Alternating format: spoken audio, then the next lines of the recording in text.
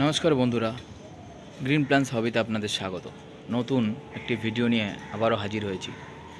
আপনাদের কাছে একটাই রিকোয়েস্ট, আপনারা অবশ্যই আমার চ্যানেলটিকে সাবস্ক্রাইব করুন। তাতে আমি নতুন নতুন ভিডিও করতে খুবই আগ্রহী হব এবং আপনারা যেমনি নতুন নতুন গাছের ইনফরমেশান পেতে পারবেন, সেমনি আমারও চ্যানেলটিকে গ্রো হবে। যাই হোক বন্ধুরা, আজকে যেসব বিষয় যে গাছ নিয়ে আছে ভিডিও করতে চলেছি, সেটি হচ্ছে থাই ল্যাংচা সবেদা। থাই ল্যাংচা সবেদা, যেটি খুব ফেমাস একটি সবেদা গাছ, এবং আমার কাছে যে গাছটি দেখছেন সেই গাছটির বয়স 2 বছর।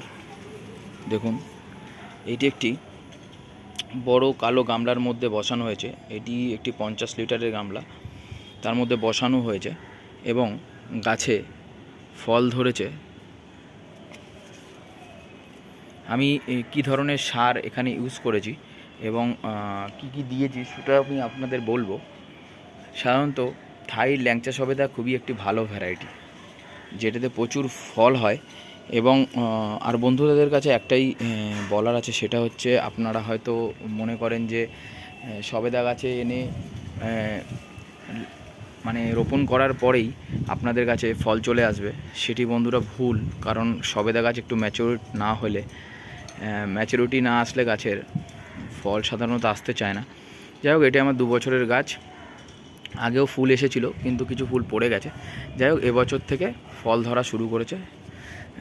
তো বন্ধুরা, আমি কি পরিচর্যা করেছি এবং ফল আনতে, এবং প্রচুর ফুল এবং ফল আছে, আমি আপনাদের দেখাচ্ছি গাছে। দেখুন, এই দেখুন ফুল, ফল, এই দেখুন, দেখতে পাচ্ছেন বন্ধুরা। এটি ফলের আকৃতিটি একটু লম্বাটে টাইপের, আপনারা খেয়াল করতে পাচ্ছেন হয়তো।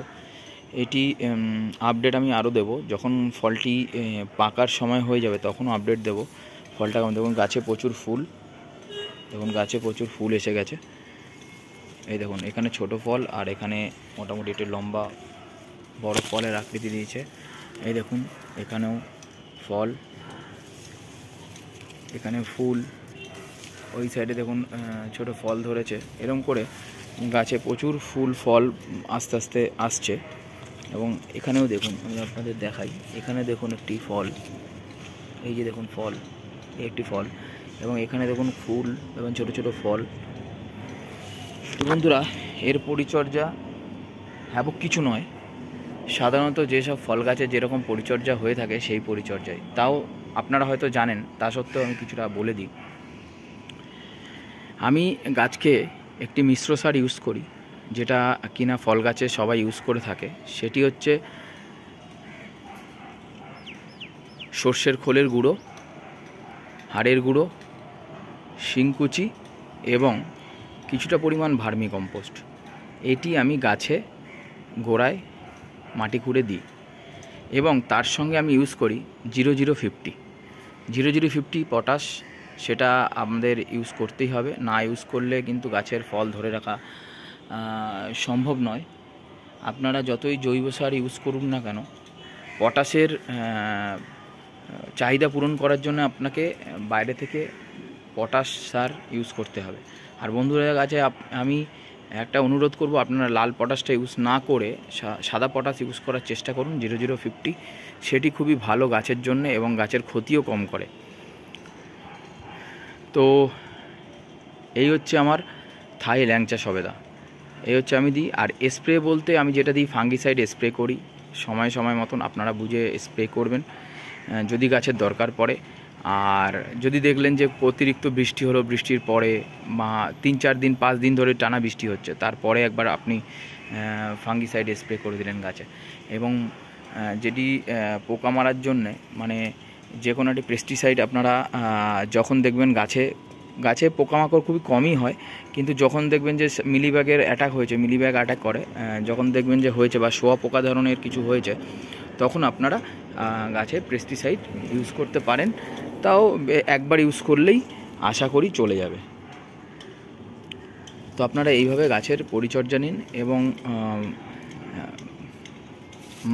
মাইক্রোনিউট্রিয়েন্টস আপনারা গাছে একবার স্প্রে করতে পারেন, বছরে 2 থেকে 3 বার স্প্রে করতে পারেন, তাতে গাছের গ্রোথ ভালো হবে, গাছের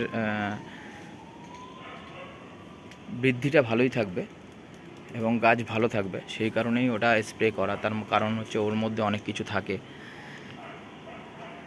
যাক, আপনারা বন্ধুরা অনেক কিছুই জানেন, তাও কিছুটা ইনফরমেশান দেওয়ার জন্য ভিডিওটি বানালাম।